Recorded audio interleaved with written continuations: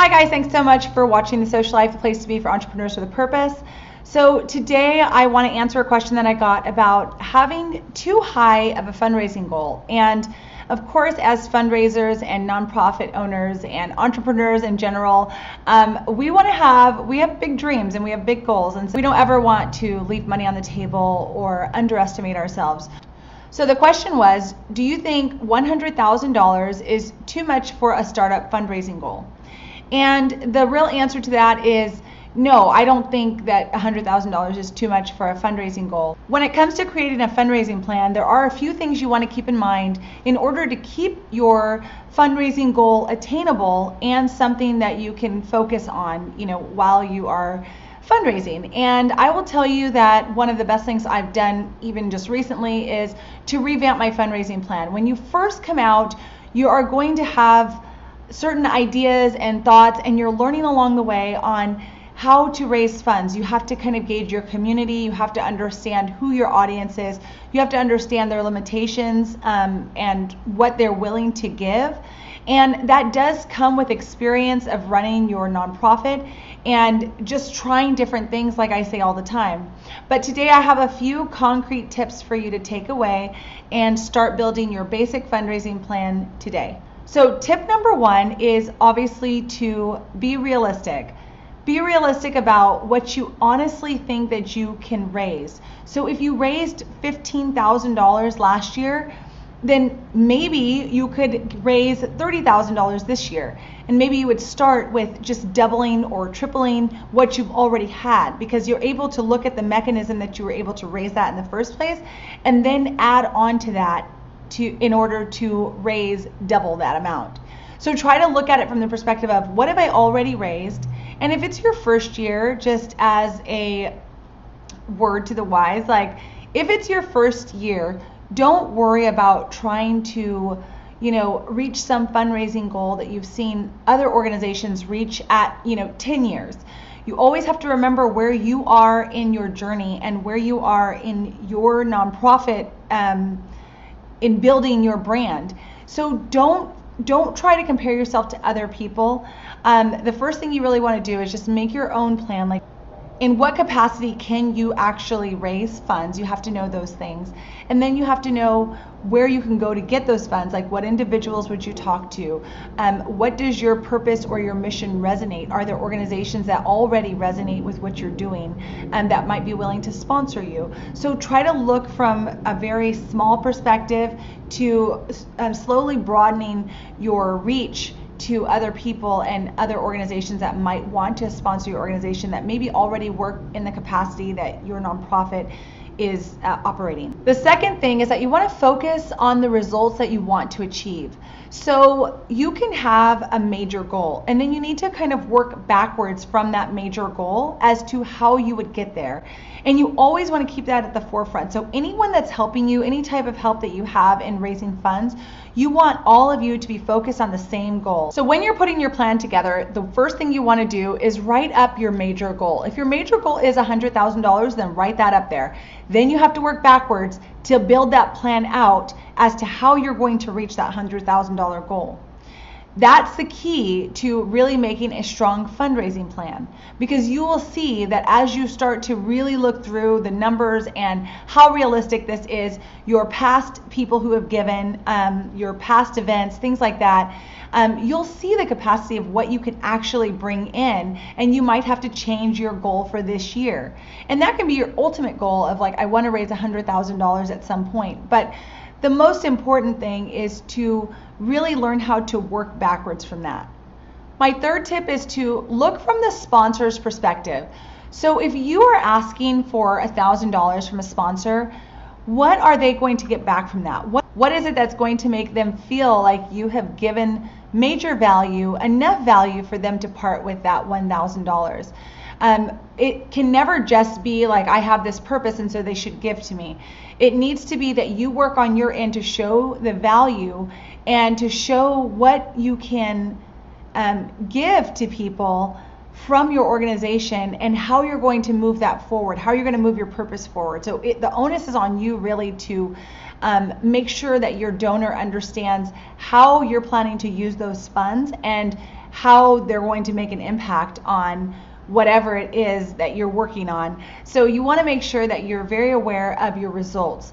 Results are key, and you have to be able to show people that you have given those results based on the funds that they are giving your program. And honestly, nothing else really matters until you're able to provide those results. So when you're just starting out, I would say to focus on even just doing one program, or funding one child, or raising enough funds to put one dog in a kennel, or whatever it is that you're trying to do.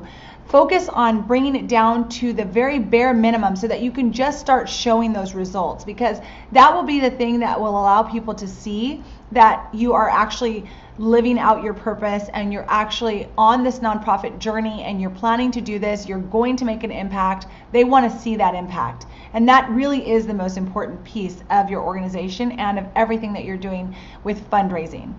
My fourth tip is to work off of tiers. So when you're working off of tiers, you can look at your organization as in, okay, there's a tier that can give $30. There is a tier that can give $1,000, and there's a tier that can give somewhere in between.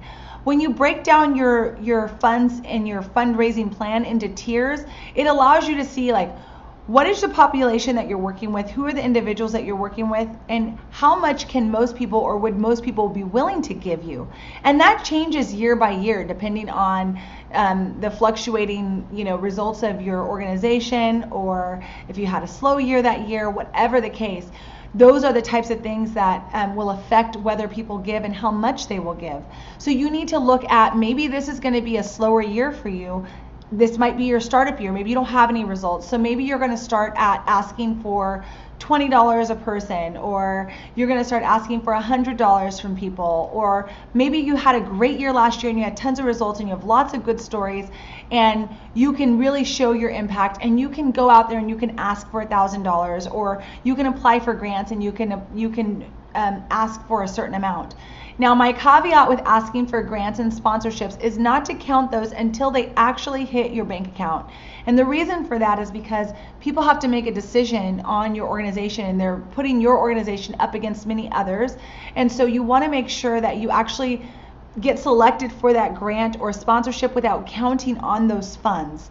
So, and this is probably just something specific to how I look at things, but I really think that it's important for you to make sure that you are waiting until you actually have the funds in your bank account, and then we can count that as funds towards your fundraising plan. And you can certainly always have it out there, but I would go above and beyond that amount included until you actually receive it. So that's like a bonus if you get a sponsor or a grant. I'm purely talking about individuals today because I want you guys to really understand that individuals are truly your main focus when it comes to building a new nonprofit. You have a lot of work to do as far as branding and marketing and showing results and storytelling. There's a lot of things that go into building a new nonprofit from the ground up. And fundraising is something that really will take some time to build, and you will have slumps. You will have times where you were doing great one year, and then the next year something happens and maybe people aren't able to give you as much. So you need to be looking at that. Now, my last tip is all about taking out fees.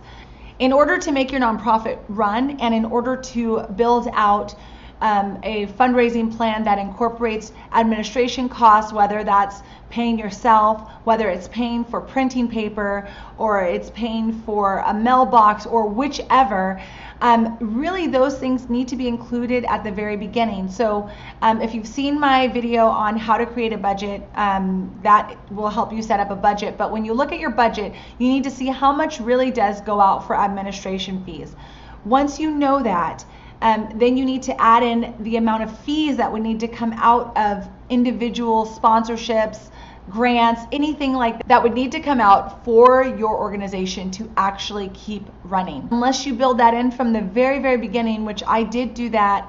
We took out a 10% fee for every donation that came through, and I was very clear about that. Everyone knew when they crowdfunded that that's what was coming out, and I think that was very reasonable.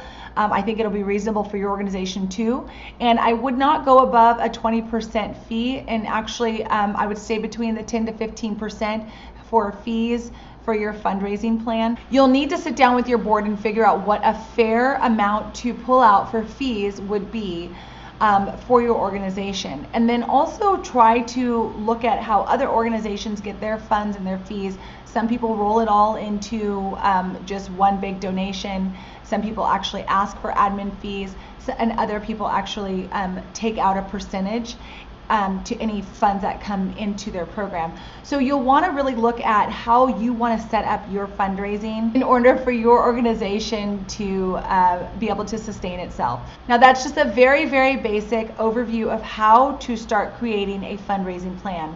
And the most important thing I can say to you is that when you're starting a fundraising plan, you want to be as transparent as possible with your sponsors. I know I drill this in a lot, and I say it a lot because it's a very important piece. People do understand that you do have to pay yourself as well to make the organization run if you are the person that's being paid as a staff member.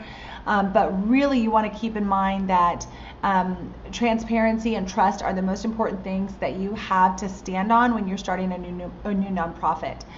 So with all that being said, I hope that video helps you guys, and I will see you next week. If you are not part of the Socialife tribe, go ahead and join us on Facebook for free. And I look forward to seeing you guys there. And if you have not already signed up for the Socialife Diaries, you can give your invitation to the Socialife tribe there if you'd like, and just go to ashleetate.com and you can find the sign up form right in front of you as soon as you come onto the site. So thank you guys so much for watching, and I will see you guys next week. Bye.